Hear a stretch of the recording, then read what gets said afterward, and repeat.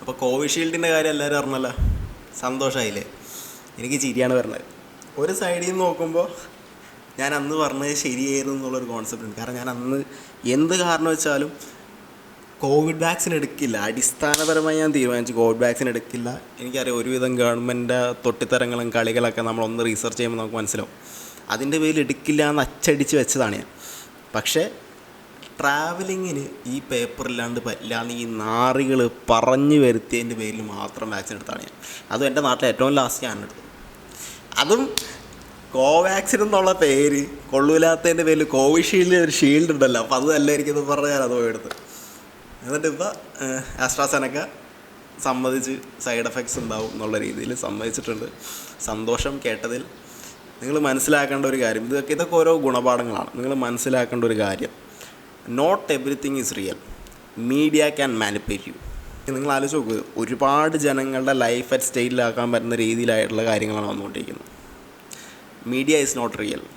ഒരുപാട് കാര്യങ്ങൾ കെട്ടുകഥകളാവാൻ സാധ്യതയുണ്ട്. നിങ്ങളുടെ ശരീരത്തിലേക്ക് എടുക്കുന്ന ഓരോ കാര്യങ്ങളും സൂക്ഷിച്ചു വേണം എടുക്കാനായിട്ട്. കാരണം 90% ഓഫ് സയൻറ്റിസ്റ്റും അവരെ ഫണ്ട് ചെയ്യുന്ന ഓർഗനൈസേഷൻ പറയുന്നതാണ് ശരിയെന്ന് പറഞ്ഞ് മുന്നോട്ട് പോകുള്ളൂ. മനസ്സിലാക്കുക, ലോകവിവരം കൂടി വരുമ്പോൾ നിങ്ങൾക്ക് ഈ കാര്യങ്ങളൊക്കെ മനസ്സിലാവും. നിങ്ങൾ ഈ കോവിഷീൽഡും അല്ലെ കോവാക്സിൻ കോവിഷീൽഡും മാത്രമല്ല, നിങ്ങൾ കഴിക്കുന്ന പാരസെറ്റമോളിൽ വരെ ഹെപ്പറ്റോക്സിറ്റി, അതായത് ലിവർ ഫെയിലിയർ വരാനുള്ള ചാൻസസ് ഉണ്ട് ഈ സാധനം പാരസെറ്റമോൾ കഴിച്ചാൽ. അതുപോലെ ഒട്ടനവധി മരുന്നുകൾക്ക് ഒട്ടനവധി സൈഡ് എഫക്ട്സ് ഉണ്ട്. ഇത് മാത്രമല്ല, ഇത് നിങ്ങൾക്കത് മനസ്സിലാക്കാനുള്ള ഒരു കാരണമായിട്ട് കൂട്ടുക. ബോഡിയിലേക്ക് എടുക്കുന്ന കാരണങ്ങളെല്ലാം സൂക്ഷിച്ചെടുക്കുക. നിങ്ങൾ ഈ ഫീൽഡ് എന്ന് പറഞ്ഞിട്ടുണ്ടെങ്കിൽ മെഡിക്കൽ ഫീൽഡ്, എവറി ഫീൽഡ്, എല്ലാത്തിലും ഇഷ്ടം പോലെ മായം കലർത്തിയിട്ടാണ് തരുന്നത് എല്ലാ കാര്യങ്ങളും. നിങ്ങൾ ആലോചിച്ച് നോക്കുക, നിങ്ങളുടെ വീട്ടിൽ ചിലപ്പോൾ ഡയബറ്റിക്സ് ആയിട്ടുള്ള ആൾക്കാരുണ്ടാവും. ഡയബറ്റിക് പേഷ്യൻസിനോട് ഹോസ്പിറ്റലിൽ പോയിട്ടുണ്ടെങ്കിൽ ആദ്യം പറയുന്ന കാര്യം എന്താണ്? വീറ്റ് പ്രൊഡക്ട്സ് കഴിക്കുന്നു. എനിക്ക് ശരിയാണ്. വീട്ടിൽ വീറ്റ് ഗ്ലൂട്ടിൻ എന്ന് പറഞ്ഞ സാധനമുണ്ട്. അത് കഴിച്ച് കഴിഞ്ഞിട്ടുണ്ടെന്നുണ്ടെങ്കിൽ ചില പ്രൊഡക്ട്സിൽ വീറ്റ് ഗ്ലൂട്ടിൻ എന്ന് പറഞ്ഞ സാധനമുണ്ട്. അത് കഴിച്ച് കഴിഞ്ഞിട്ടുണ്ടെങ്കിൽ നിങ്ങൾ പെർമനൻ്റ്ലി ഡയബറ്റിക്കാണ്. So hospital industry, medical industry, ഇവരെല്ലാവരും ഫണ്ട് ചെയ്യുന്നത് ആരാണോ അവർ പറയുന്നത് ഇവർ കേൾക്കും. നിങ്ങളെ പെർമനൻ്റ്ലി രോഗിയാക്കണം എന്നുണ്ടെങ്കിൽ അവർ രോഗിയാക്കും. സോ എന്ത് ചെയ്യുമ്പോഴും റീസേർച്ച്, എന്തെടുക്കുമ്പോഴും റീസേർച്ച് ചെയ്യാം.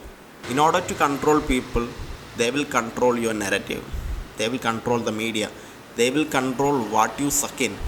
നിങ്ങൾ കൺസ്യൂം ചെയ്യുന്ന പ്രൊഡക്ട്സ്, നിങ്ങൾ കൺസ്യൂം ചെയ്യുന്ന കോണ്ടൻറ്റ്, നിങ്ങൾ കൺസ്യൂം ചെയ്യുന്ന everything that you consume is controlled by the government. So എന്ത് കിട്ടിയാലും വായിലെടുത്തിടരുത്, വെറുതെ കിട്ടിയാലും.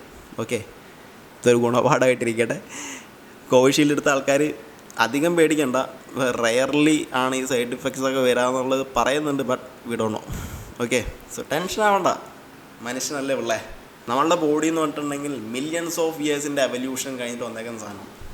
If we treat it properly, nothing will effect us.